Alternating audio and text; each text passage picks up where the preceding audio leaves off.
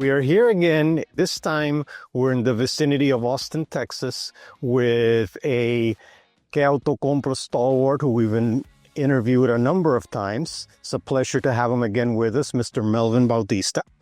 For those that haven't seen you, just introduce yourself. Yeah, I'm Melvin Bautista. I'm the product manager here at Hyundai for the all-new Palisade. And let's explore this one. This is a first. This is a hybrid version of the Palisade, which is something that we did not see before. And tell us what major points of distinction are there from the regular Palisade versus the hybrid, as far as they'll be mechanical mostly, I figure. Yes, so basically, just to get it out there, between the different trim levels of the Palisade, whether it's an ICE or a hybrid vehicle, the content is pretty much the same. You're only going to get the difference of the powertrain and the things that come with that.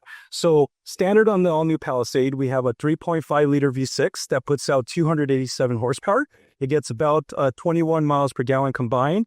When you take a look at the hybrid, this is an all-new next-generation hybrid system for us. It's a 2.5-liter turbo engine. It's mated with 2 electric motors for the hybrid system. It's the first SUV in the market that delivers over 300 horsepower, over 30 miles per gallon on the highway, and on some trims you actually get over driving range of over 600 miles on one tank. So what determines the difference in range? Is it the tire size? Is it something else? No, the tire size is the same. What you're going to see with this next generation hybrid system is it involves 2 electric motors. So the hybrid system in our current Tucson and Santa Fe, it features 1 electric motor. So now we've kind of taken that to the next level. It provides great power, great efficiency at the same time. Now, I understand you offer it in both the Palisade hybrid, both all-wheel drive and front-wheel drive. Are there any notable differences other than the power being sent back via the drive shaft to the rear wheels? Any notable difference between front-wheel drive and all-wheel drive? The ICE model, they're both ICE and hybrid have a mechanical all-wheel drive system. However, with the hybrid, there's some additional stability and handling and driving characteristics that help the vehicle corner better, steer better, as well as just handle, tight turns better.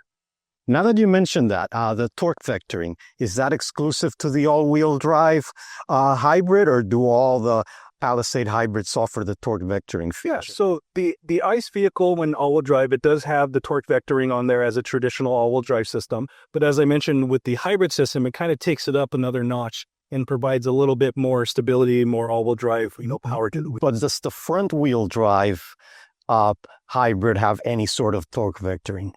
No, there is some utilization of the engine and the braking, a combination of that, but there's not a specific, separate unit for that. I see. I don't know, we should maybe take a moment now and take a look at the engine itself, and if there's anything else you want to point out under the hood. Okay, so walk us through what we see. I see a lot of orange, which is usually a sign of the high voltage cables involved in a hybrid, and, tell us more about powertrain. So with this powertrain, as I mentioned, it's a 2.5 turbo hybrid engine. But as you mentioned, all the orange cables are all related to the hybrid and the high voltage system and stuff. What you don't see inside there, the interesting thing is we have the gasoline 2.5-liter engine, but where it really starts to get interesting is when you talk about the transmission. So with the transmission, everything is literally integrated inside that transmission. What I mean by that is you have 2 electric motors, a small one and a large one. The small motor is actually mated in the transmission case, but it's mated directly to the engine, which it provides a lot less loss of power or friction.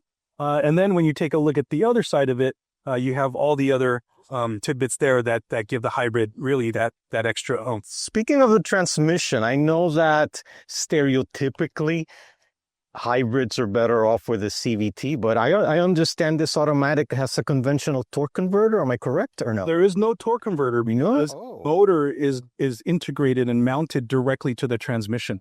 So that allows us to give, very smooth and very comfortable feelings to the point where when you drove it, you almost don't realize. I know. That's why I'm pleasantly surprised, especially I'm thinking if this doesn't have a torque converter, I'm thinking Mazda that their shifts tend to be a little rough. But here I felt zero roughness. I was impressed by how smooth all the transitions were and the shifting and You almost don't realize or you don't know that you're driving a hybrid. Typically in the past, you have hybrid vehicles that were really known. The reason why you would buy a hybrid is for efficiency. You had to give up the power. Well, I think that's what we've done great here is we've delivered both efficiency and more power, which I think is a great direction for hybrids. Indeed. And after having driven it, I'm going to say that I actually found it to be more impressive overall than the ICE model. It felt peppier. It felt very smooth. The shifts and everything were like very subdued, very smooth. I think you did a great job with it. Yeah, we worked very closely with our engineers in our R&D center to ensure that we had, that comfortable, quiet, convenient, and very smooth driving vehicle, whether it's the ICE or the hybrid. I think they delivered pretty good. Right. Something that may intrigue some that love all the heavy-duty off-roading look. Why isn't there an XRT Pro hybrid? Yeah, so, obviously for the ICE version of the new Palisade, we iterated a new Pro version where we added more off-road mechanical bits like the lip slip differential, the all-terrain tires and whatnot. So we did have that. That is new for the Palisade, having Pro naming on there. Right. And so what we wanted to ensure, number one, was that we made the right decision to introduce the XRT Pro. We're really open to a lot of opportunities in the future. So what we really do is try to measure what the market acceptance is of the XRT Pro. And so we're definitely going to keep the doors open, depending on if it does well. Maybe we consider putting it into the hybrid character. Refresh my memory, is XRT without the Pro? Obviously, the Pro is the first for Palisade.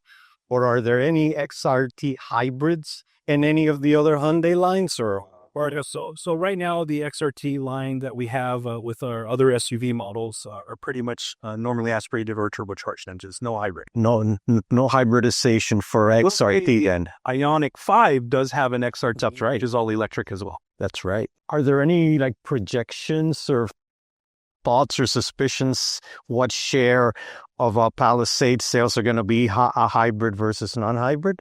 Yeah, we do have our internal projections. Obviously, the market is going to dictate how that works. But I think the great thing with Hyundai is we're such a large global company, we're able to adjust. So as an example, our Tucson hybrid and Santa Fe hybrids do really well for us as well. So we're going to monitor that. And obviously, we've seen a growth spurt in the last year and a half or so with our hybrid models. And so that's why we're expanding it into vehicles like the Palisade to be able to give these options to our customers. Okay. All right. So with that, I think we've pretty much got a feel for how the Palisade hybrid compares. So one more thing that our audience might want to know, pricing. How do the pricing jumps work more or less, like going, say, from strictly ICE to hybrid and then all-wheel drive to front-wheel drive? Yeah, so on our ICE and hybrid models, to get the all-wheel drive option, it's additional $2,000, and we have that option available on all the trims. The XRT is all-wheel drive, obviously. When you get to the hybrid, it's the same $2,000 to walk up to an all-wheel drive. And then if you take a look, for example, at the mid-trim level of the SEL ICE versus the SEL hybrid, you're looking at about a $2,200 increase to get into the hybrid. So very, very compelling.